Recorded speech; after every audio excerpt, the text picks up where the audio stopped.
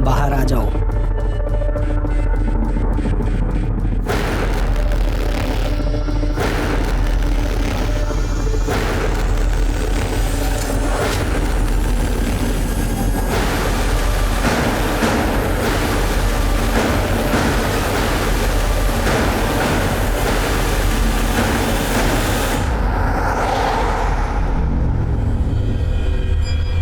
अबे ओ मजनू, अब तो हाथ छोड़ दे भाभी जी का, सब कुछ छोड़ के आ गई तेरे लिए। सारा इंतजाम हो गया? इंतजाम? अरे सब इंतजाम हो गया। हम कहाँ जा रहे हैं? अरे बता तो रहा हूँ भाभी जी, मतलब होने वाली भाभी जी, नौकरी की सारी बात हो गई है, घर का भी सारा बात हो गया है, बस तुम दोनों की शादी होना बाकी है। जल्दी कर लो। हाँ तो वो भी करवा लेते हैं ना। ओ मंगलम भगवान विष्णु मंगलम गरुड़ध्वजा।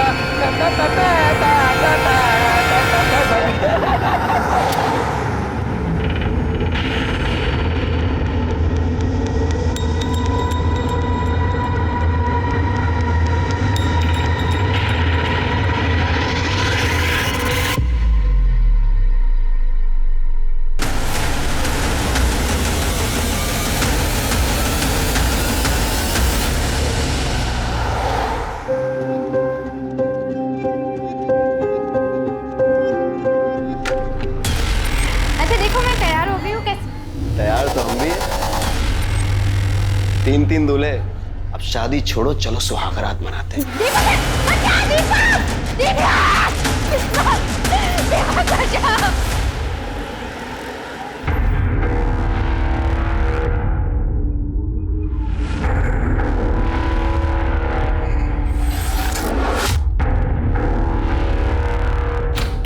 हाँ हाँ सब याद है। आ रहे हो ना? अरे हाँ बाबा, आ रहा हूँ मैं। हाँ बस निकल ही रहा हूँ।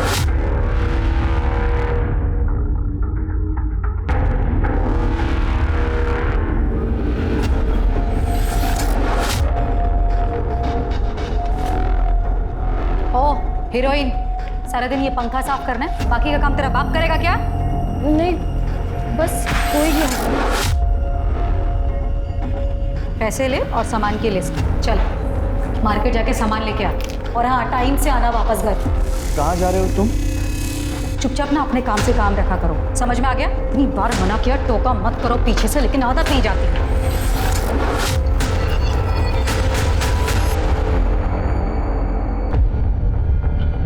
सर मेरा नाम दीपा कुलकर्णी है, मैं एक सोशल वर्कर हूँ।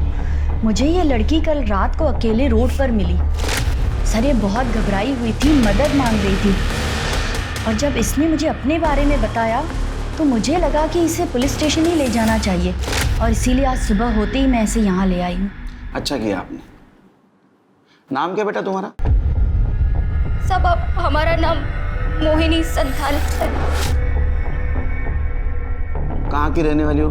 झारखंड तरवा गांव से है। क्या हुआ तुम्हारे साथ? सब हमारे माँ बाप नहीं है, चाचा के घर रहते हैं। एक दिन चाचा बोले मंडी जाना है, धोखे से किसी आदमी को बेचती है। बस आप ही के पास आ रहा हूँ। ये मैडम जी कौन है? वो तो नहीं मालूम साहब। फिर एक जगह गाड़ी रोके और वो तीनों पेशाब करने के लिए उतर गए, और हमको मालूम नहीं था सब कहाँ जा रहे हैं, बस भागते रहे और शहर पहुंच गए। पर हमको बहुत डर था कि वो हमें पकड़ ना ले। रोड पे हम रोते रहे। फिर ये दीदी आई। तुम बिल्कुल फिक्र मत करो, तुम एकदम सेफ हो। सिर्फ मोहिनी को एनजीओ भेजने की तैयारी करो। तृप्ति, इसके चाचा के डिटेल्स, गांव के डिटेल्स सब ले लेना। ये दीदी के साथ जाओ।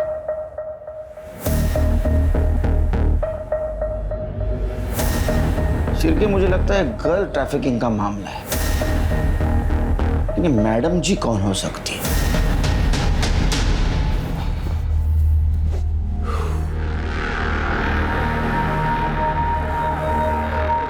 यार वो लड़की आने वाली थी ना, क्या हुआ उसका?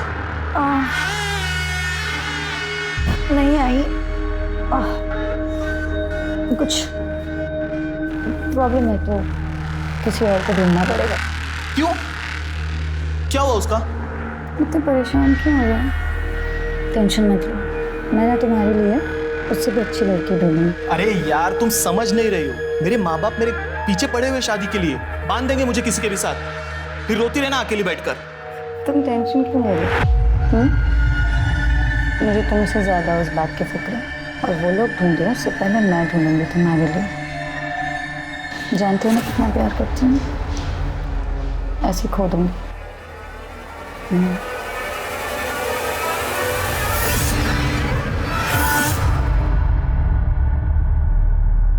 साहब 2 दिन हो गए, हमारी बेटी नमिता की कोई खबर नहीं।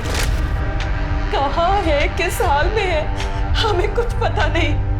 झूठ क्यों बोल रही हो? सच क्यों नहीं बताती सर को कि लड़की भाग गई है तुम्हारी? हमारी लड़की उस लफंगे दीपक के साथ भागी है। तुम्हें पूरा यकीन है ये उसी लड़के के साथ भागी? हाँ सर, पूरा यकीन है उस लड़के के साथ ही भागी है। लड़का 2 दिन से गायब है, अपने घर पे नहीं है, और हमें नहीं पता था सर कि ट्यूशन पढ़ने जा रही है, हमें लगता था, लेकिन उसका तो चक्कर चल रहा था। ये गोल खिला रही है ये पढ़ाई लिखाई के नाम पर। पढ़ाई लिखाई बंद, अब ये कॉलेज नहीं जाएगी, नहीं जाएगी ये कॉलेज।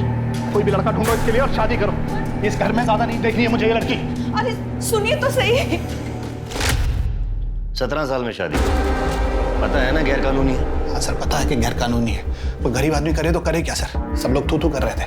अब इज्जत जाए, इससे अच्छा तो आदमी जेल चला जाए। बहुत समझाया पर समझ नहीं रही थी वो। उस लड़के ने हद कर दी सर, एक दिन तो हमारे घर ही आ गया था। शादी का भूत का क्यों आया था? अंकल मैं नमिता से प्यार करता हूँ अंकल, उससे शादी करना चाहता हूँ अंकल। तेरी बारात में अर्थी निकालूंगा यहाँ से। पापा, अगर उसे कुछ हो गया ना मैं अपनी जान दे दूंगी, आप देख लेना। साहब प्यार से बात करना तो इन्होंने कभी सीखा ही नहीं। इतनी सख्ती दिखाई, इतनी सख्ती दिखाई कि बेटी घर से ही भाग गई। मैं उसे प्यार से समझाऊंगी, बस एक बार ढूंढ दीजिए, एक बार ढूंढ दीजिए मेरी बेटी को। देखिए आप घबराइए नहीं, आप दीपक और नमिता की डिटेल्स नोट करवा दीजिए, हम उन्हें जल्द से जल्द ढूंढेंगे, समझे?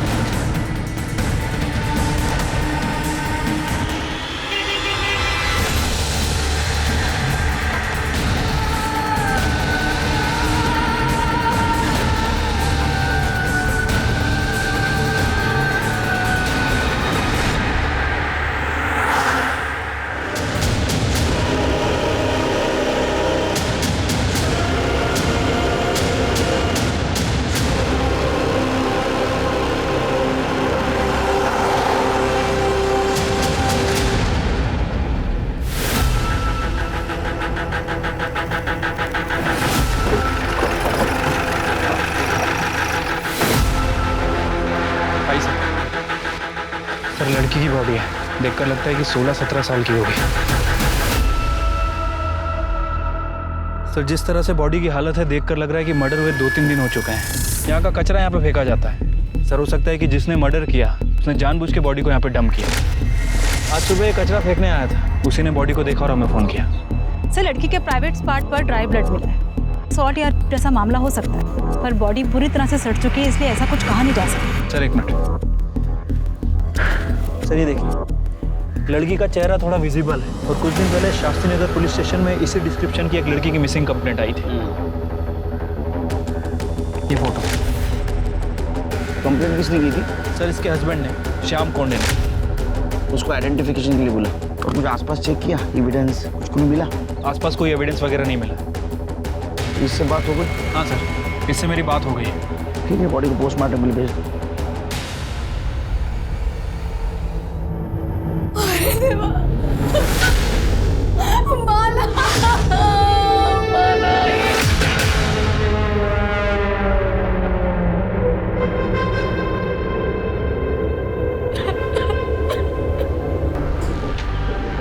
माला मटन शॉप गई थी?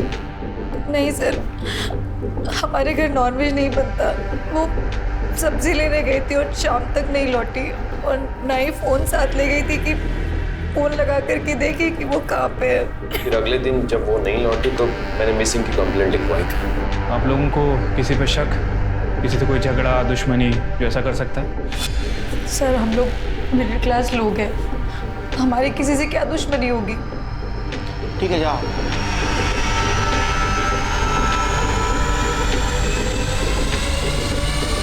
पूरा नाटक है सिर के, हाँ? ड्रामेबाज है एकदम। देखो ना, किसी ने नहीं पूछा बॉडी कब मिलेगी। कुछ झोल लग रहा है। एक काम करो, माला की डिटेल्स निकालो और एक कोंडे फैमिली की भी डिटेल्स निकालो।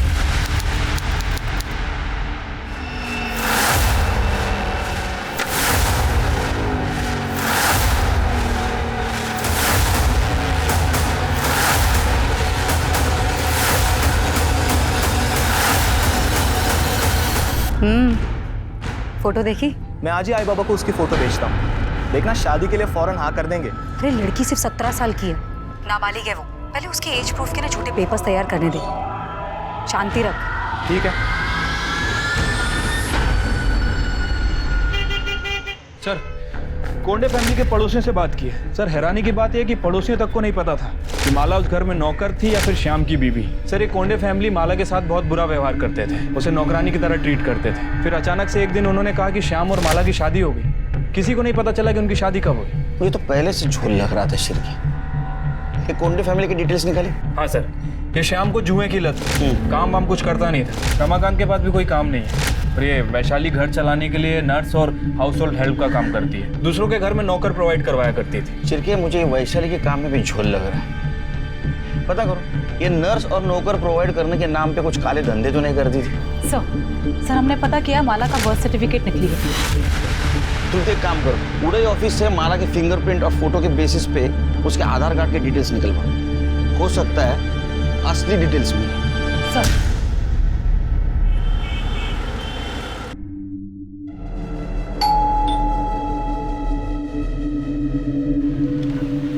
नमस्ते। नमस्ते आंटी।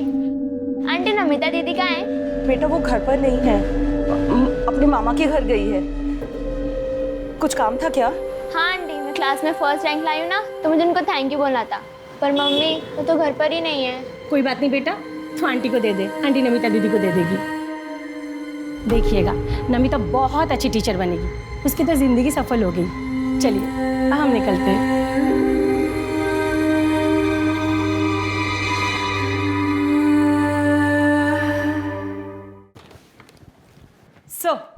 सर ये माला का ओरिजिनल आधार कार्ड, जिसमें माला का नाम माला कोंडे नहीं, माला सुरवे है, और इसमें एड्रेस भंडारी के पास अंबाड़ी गांव का है। एक काम करो तृप्ति, ये माला के गांव जाओ, सूर्य फैमिली के सारे डिटेल्स निकालो, पता करो ये माला की शादी हुई थी भी या नहीं।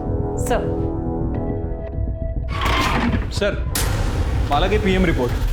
सर, रिपोर्ट के हिसाब से उसकी मौत 7 सितंबर की शाम 4 बजे से 6 बजे के बीच में हुई। सर, साथ ही साथ उसकी बॉडी पर सिगरेट के जलाने के निशान भी हैं, नाखून के खरोच के निशान भी और काटने के निशान भी हैं, और बॉडी पर 3 अलग अलग लोगों के सीमेन सैंपल भी मिले। सिर्के इंसान ने हैवान इतनी छोटी सी उम्र में उसके साथ जबरदस्ती की। कई सारे लोगों ने सिगरेट के चटके दे, काटा, उसको खरोचा। हो सकता है उसके साथ गैप भी किया होगा और इसकी वजह से उसका खून बहा और मर गया। हो सकता है सर। वैसे कोंडे फैमिली के बारे में जो इन्फॉर्मेशन मिली है उसे भी झुटलाया नहीं जा सकता सर, क्योंकि थकान, बॉडी को सही न्यूट्रिशन ना मिलना, कुपोषण, ये भी मौत का एक कारण है। चिरके, हमें इन्फॉर्मेशन नहीं, सबूत चाहिए। हमें पता करना होगा ये शाम की शादी हुई थी भी या नहीं, और ये भी पता कर दे ये कोंडे फैमिली सच बोल रही है झूठ। और एक चीज पता करनी है, ये श्याम और रमाकांत का डीएनए हमें बॉडी पे जो सीमेंट्स मिले उससे मैच होता ही नहीं।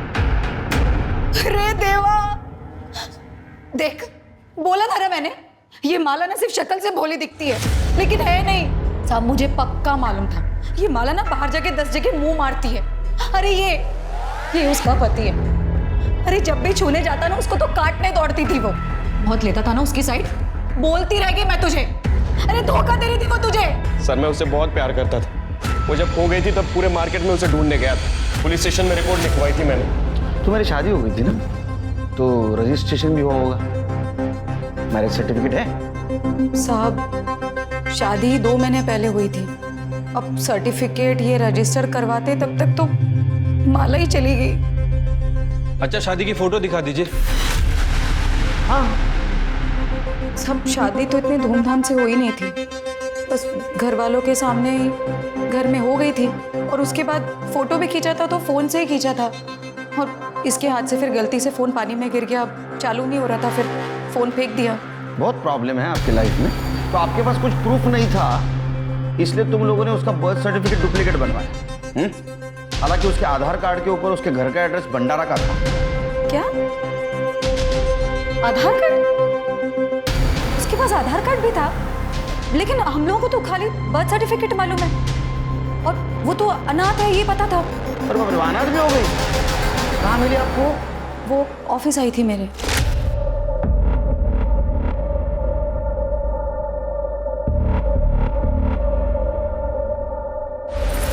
क्या है? इधर आओ।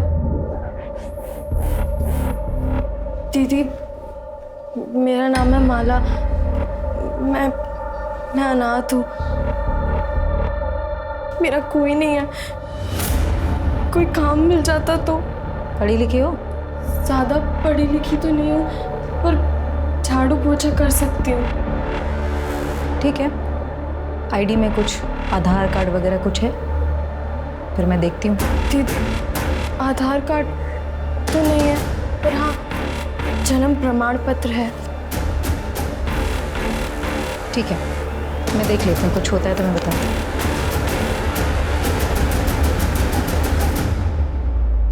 सर, माला की कहानी सुनकर मुझे उस पर तरस आ गया था। दिखने में भी ठीक ठाक थी वो, इसलिए मैंने वैनी से कहा कि आप ही पूछ लीजिए उसे कि अगर वो शादी करना चाहती है मुझसे। साहब, उसने भी मना नहीं किया, हाँ बोल दिया, तो मैंने शादी करवा दी। सच बोल रही है? हाँ, ये सच बोल रहे हैं? हाँ, ऐसे ही हुआ था। सिरके, ये शाम की डीएनए टेस्ट करवा। रमाकांत का भी। मेरा क्यों? मैंने क्या किया? किसी ने कुछ किया? नहीं, मतलब मेरा मतलब है, माला तो मेरी बेटी जैसी थी, बहू थी। डर क्यों रहे हो? हाँ, चलिए इन दोनों का डीएनए टेस्ट करवा। सिरके, ये कोंडे फैमिली का झोल है। वो रमाकांत देखा कितना डरा हुआ था। मुझे लगता है माला से जबरदस्ती प्रोस्टिट्यूशन करवाते थे। हो सकता है सर, लेकिन अगर 1% भी चांस हुआ कि माला एक काम जानबूझ के करती थी पैसे कमाने के लिए, तो सर? नहीं सिरके, अगर वो जानबूझ के करती थी, इतने पैसे कमाती थी, तो पैसों का क्या करती थी? क्योंकि उसके मौत का एक कारण कुपोषण भी है। उसको ठीक तरह से खाना भी नहीं मिलता था। ये वैशाली के एजेंसी का कुछ पता चला है? ऐसी एजेंसी? हाँ सर, इसकी एजेंसी लीगल है, रजिस्टर्ड भी है। अपने खबरों को अलर्ट कर दो। ये कोंडे फैमिली के सारे डिटेल्स चाहिए मुझे, पास्ट फ्यूचर प्रेजेंट सब। ठीक है सर।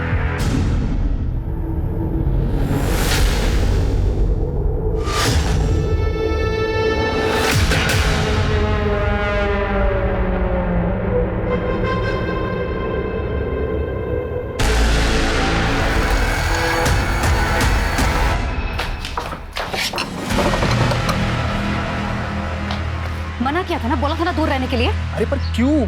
मेरी होने वाली बीवी हो यार। मुझे भी पता है कि होने वाली बीवी है तुम्हारी, हुई नहीं है, लेकिन तुम्हें भी अच्छी तरह पता होना चाहिए कि माला की मौत के बाद ना हम कितनी बड़ी मुश्किल में फंस चुके हैं। अरे पुलिस को शक हो गया, दिन रात सवाल कर रही, जीना हराम कर रखा है हमारा, और उसके बाद तुम ये थोड़े टाइम दूर रहो इससे। अरे मेरे माँ बाबा मेरी शादी का सेहरा लेकर खड़े, करा देंगे मेरी शादी किसी के साथ, फिर हमारे बीच जो कुछ भी है ना सब भूल जाना।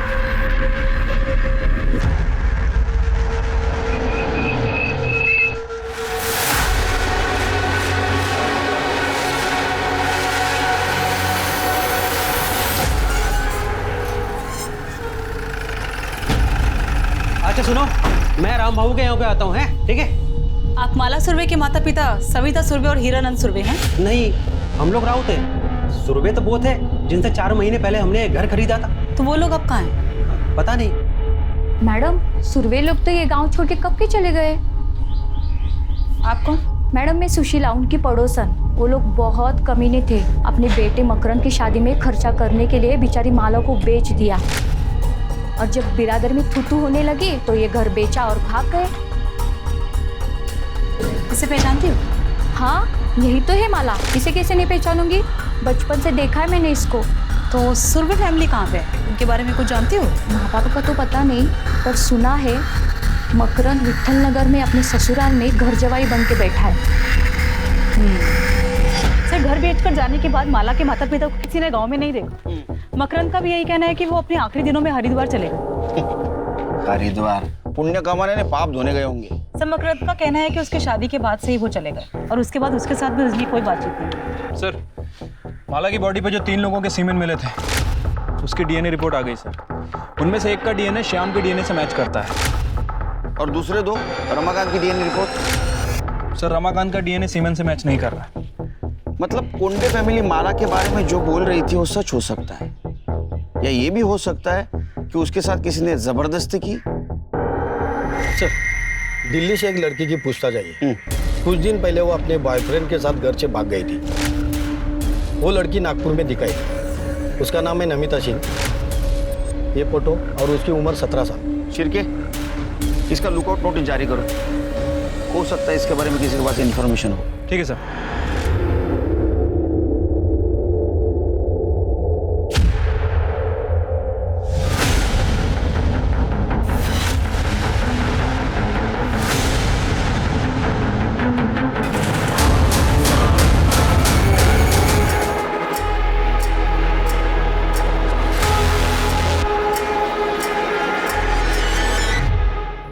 तू चाकू देख के डर के भागा और टेम्पो से टकरा है ना?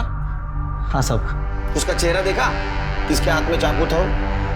चेहरा नहीं देखा साहब, वो टोपी पहना था। तेरे जेब में हमें कार्ड मिला, विजिटिंग कार्ड, वैशाली कोंडे। तू कैसे जानता है उसको? ये सच बोल, तेरी हालत देख। मैडम के पास कमीशन के लिए काम करता था साहब। एजेंट था ना। किस चीज का एजेंट था तू? साहब, वो मेड और नर्स के लिए लड़की ला कर देता था मैडम जी को। सिर के सुना क्या मैडम जी? तो ये वैशाली मैडम जी, और तू उसको नर्स और मेड के नाम पे जो लड़कियां ला के देता था नाबालिग, हाँ, वो दूसरे धंधे के लिए ना? नहीं साहब, मैं ऐसा कुछ नहीं करता साहब। सिर के ये सब निकालो, इसकी पट्टी विट्टी निकाल, दूसरा हाथ तोड़ और लेके चलो उसको। अरे नहीं, बोलता हूँ साहब, बोलता हूँ। मैं मैडम जी को धंधे के लिए लड़की सप्लाई करता था साहब। पिछले 2 साल से मैं कर रहा है साहब। ये मोहिनी संथाल को भी तू ही लेके जा रहा था ना मैडम जी को बेचने के लिए? हाँ साहब, लेके जाने वाला था साहब, लेकिन वो नागपुर आने से पहले गाड़ी से उतर के भाग गई। और माला? साहब, माला को भी बेचने के लिए लाया था, लेकिन वो मोहिनी से बहुत पहले आई थी साहब। लेकिन शाम का उसके ऊपर दिल आ गया, तो फिर मैडम जी ने घर काम करने के लिए और शाम को खुश करने के लिए रखी साहब। और तो और वो विकास भी साहब बहुत बार जबरदस्ती किया साहब माला के साथ। ये विकास कौन? मैडम जी का पड़ोसी है। मैडम जी का लफड़ा चालू है साहब उसके साथ।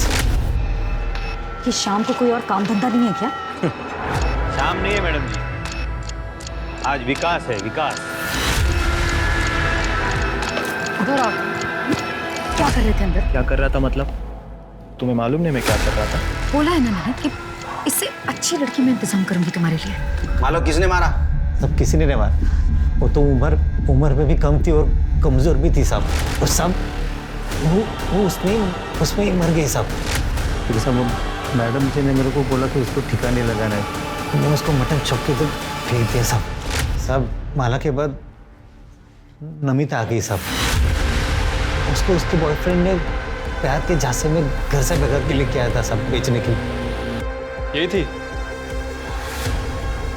हाँ सब। वो मैडम जी इसको विकास को खुश करने के लिए रखा था, लेकिन इससे पहले विकास खुश करता उसने देखा कि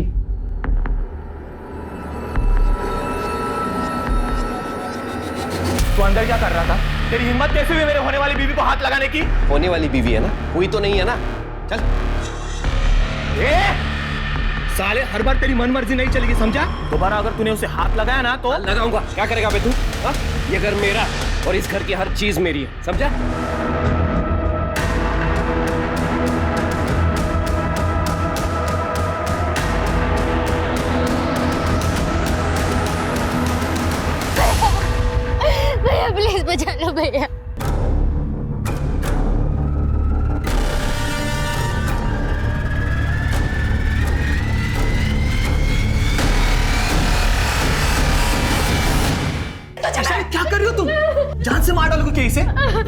इसे अगर कुछ हो गया तो मैं शादी किससे करूंगा? इससे तू नहीं, मैं शादी करूंगा। दामोदर, चल निकाल सिक्का। आज ही फैसला करूंगी इसकी शादी का।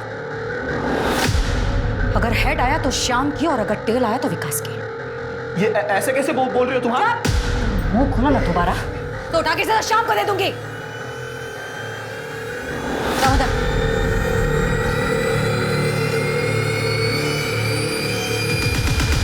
मैं जीत गया। हेड आया तो मैं क्या करूं इसमें? मुझे क्यों देख रहे हो ऐसे? ठीक है ना, कोई बात नहीं, मैं हूं ना, दूसरी कोई लड़की मैं अरेंज कर चुप कर।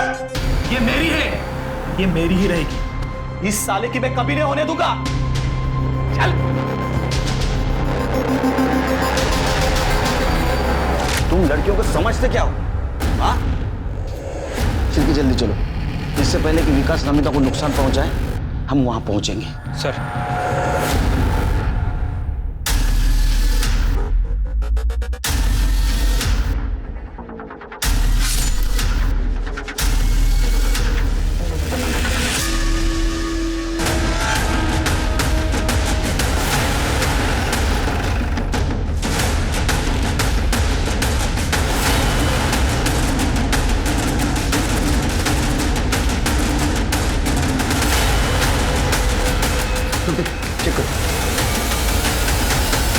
सर मर चुकी है। किसने मारा? तेरे हाथ में चाकू था। हाँ? इन सबके नौटंकी में ये शाम को मिली थी, इसलिए तूने मारा है उसको? सर नहीं सर, मेरे हाथ में चाकू था सर, मैं मारने आया था सर इसको, लेकिन पहले से मरी पड़ी थी सर। मैं सच कह रहा हूँ सर। तूने मारा? चले, पहले तू मजा ले चुका था उसके साथ, तेरे को डर था ये वैशाली इसको विकास को दे देगी, इसलिए तूने मारा ना? नहीं सर, वही ऐसा नहीं कर सकती सर। सर ये श्याम सही कह रहे, लड़की है, कोई खिलौना थोड़ी। मैडम जी, तेरा खेल खत्म हो गया, समझा? सर, ये देखिए टूटा हुआ नाखून मिला है। चेक कर। इसका मतलब तुम दोनों के अलावा इस रूम में तीसरी औरत थी। कौन थी? सच्ची कह रही हूँ, मुझे नहीं पता सर। मैं किसी औरत को नहीं देखा सर। चिरके, बॉडी को पोस्टमार्टम के लिए भेज दो और ये नाखून डीएनए एनालिसिस को भेज दो और इसके साथ मैच करवा के दो। इनको जेल में लेके जाओ, ऐसा मारो ना बिना हेड टेल किए, सब सच बोलेंगे। चल लेके जाएंगे।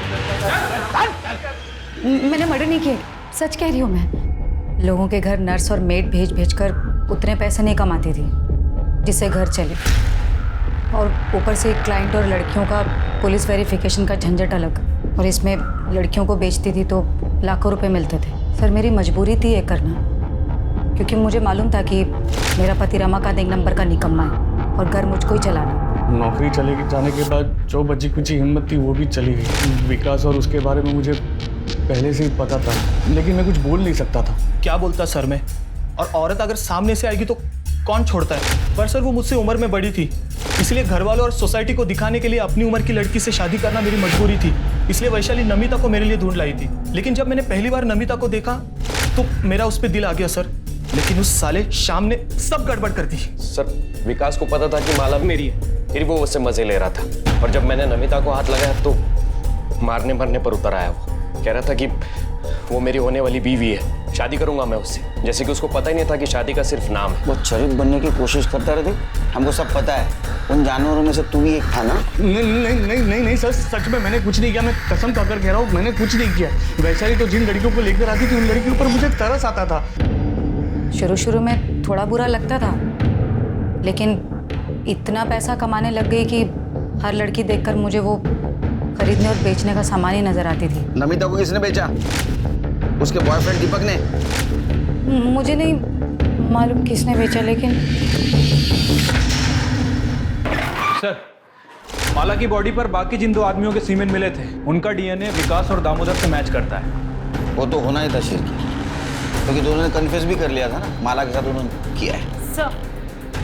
सर हॉस्पिटल से फोन आया था, कल रात दामोदर की हॉस्पिटल में मौत हो गई। शिरकी, दामोदर का जिस जगह एक्सीडेंट हुआ वहाँ सीसीटीवी के देखो। ठीक है सर। सर एक और बात, नमिता की बॉडी के पास जो नाखून मिला है, डीएनए रिपोर्ट से पता चला है कि वो नाखून किसी औरत का नहीं बल्कि वो आदमी का है। हो सकता है सर, बहुत सारे आदमी लोग अपनी छोटी उंगली का नाखून बढ़ा के रखते हैं, उसमें नेल पेंट वगैरह लगाते हैं। इसका मतलब शिरके उस कमरे में श्याम और विकास के अलावा तीसरा आदमी भी था जिसने नमिता का मर्डर किया। शिरके एक काम करो, एक कोंडे हाउस के आसपास जितने भी मोबाइल टावर्स हैं वहां से पता करो कि उस एरिया में उस वक्त कितने मोबाइल एक्टिव थे, और ये दामोदर का जिस बार के बाहर एक्सीडेंट हुआ वहां का भी मोबाइल डाटा रिकवर करवा। सर, हमने कोंडे हाउस दोबारा सर्च किया। जिस कमरे में नमिता की लाश मिली थी उस कमरे के बाहर एक ब्रेसलेट मिला।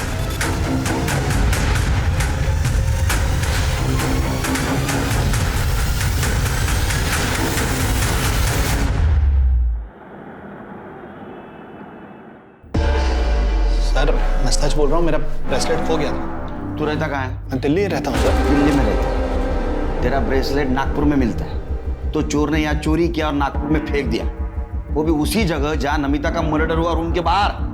हाँ, देख तेरा मोबाइल लोकेशन भी ना उसके घर के आसपास का दिखा रहा था उस दिन। सच बोले तो हड्डियां तोड़ दूंगा तेरे। वो मुझे दिल्ली पुलिस से पता चला सर कि नमिता नागपुर में। मैं सीधा नागपुर के लिए निकल गया सर। वहाँ मेरा एक दोस्त रहता है, उसको भी मैंने बोला कि नमिता नागपुर में है, वो चेक करे। 12 तारीख की शाम को मेरे उस दोस्त को नमिता दिखाई दी, तो उसने मुझे इन्फॉर्म किया। मैं छुपते छुपाते जब वहाँ पहुँचा सर तो मैंने देखा कि नमिता क्या हुआ तुझे? नमिता किसने किया ये सब?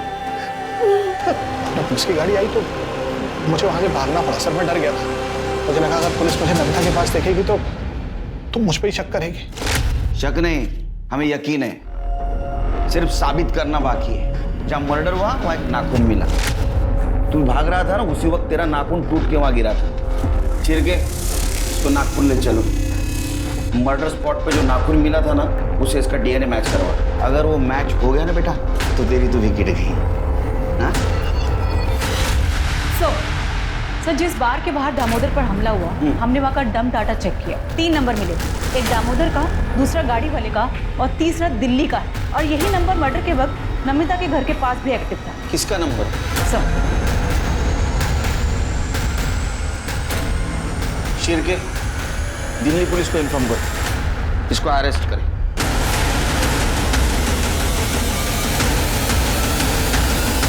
नमिता को बेच के तेरा मन नहीं भरा तो उसको मारने पहुंचा और मार भी दिया। नहीं साहब, ये जो नाखून टूटा है ना, ये मर्डर स्पॉट पे मिला है हमको, समझा? सच बोल। साहब नमिता को हम नहीं बेचे साहब, हम तो उसको बहुत प्यार करते थे। अरे जिंदगी थी वो हमारी, लेकिन हमसे एक गलती हुई साहब कि वो मुकेश जैसे दोस्त पे हम विश्वास कर लिया और उससे मदद मांगे साहब। जिस दिन हमारी शादी थी साहब, दूल्हे राजा को पटरी पर फेंक के आओ, उसके बाद दुल्हन के साथ सुहागरात मनाते हैं। साहब वो तो आखिरी वक्त पे एक आदमी ने हमको बचा लिया, और जब हम वापस नमिता को ढूंढने के लिए उस जगह पे पहुंचे तो नमिता कहाँ है बोल। जब हम नागपुर पहुंचे और दामोदर को फोन किया तो पहले वो हमारा फोन नहीं उठाया, लेकिन बाद में वो हमारा फोन उठाया साहब, और हम उसको झांसा दिए कि हमें लड़की चाहिए। वो बोला लड़की है, फलाना बार में पहुंच जाओ। हम साहब वहाँ पहुँच गए, लेकिन वहाँ देखा तो बहुत सारे लोग थे साहब, लेकिन हमको मुकेश उसका हुलिया बताया था। हम उसको पहचान गए, और जैसे हम चाकू निकाल के उसके गर्दन पे रखे और नमिता के बारे में पूछे, सब वो कुछ बिना बोले ही भागने लग गया वहाँ से और जाके एक गाड़ी से टकरा गया साहब। हम फिर गए उसके पास और चाकू दिखा के फिर नमिता के बारे में पूछे। वो बताया साहब कि नमिता कहाँ है, किस कमरे में, और उस कमरे की चाबी उसके जेब में थी। हम उस जेब से उसकी चाबी निकाल ली और उसका फ़ोन भी निकाल लिए, और हम जैसे ही नमिता के पास पहुँचे, नमिता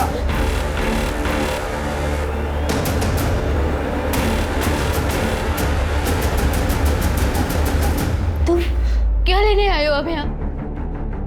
देखने आए हो मैं जिंदा हूँ या मर गई, या फिर तुम्हारे 3 दोस्तों ने मेरे साथ क्या किया? मुझे पापा ठीक कहते थे, तुम एक नंबर के घटिया आदमी हो। तुम मुझे क्या, तुम अपनी माँ बहन किसी को भी भेज सकते हो, पता है तुम्हें? अरे नहीं बेचा मैंने तुम्हें यार, नहीं बेचा है। तुमने सिर्फ मुझे नहीं, मेरे जैसे पता नहीं कितनी मासूम लड़कियों को बेचा होगा। तुम्हें और तुम्हारे उन 4 दोस्तों को मैं छोड़ूंगी नहीं, मैं मार दूंगी तुम्हें।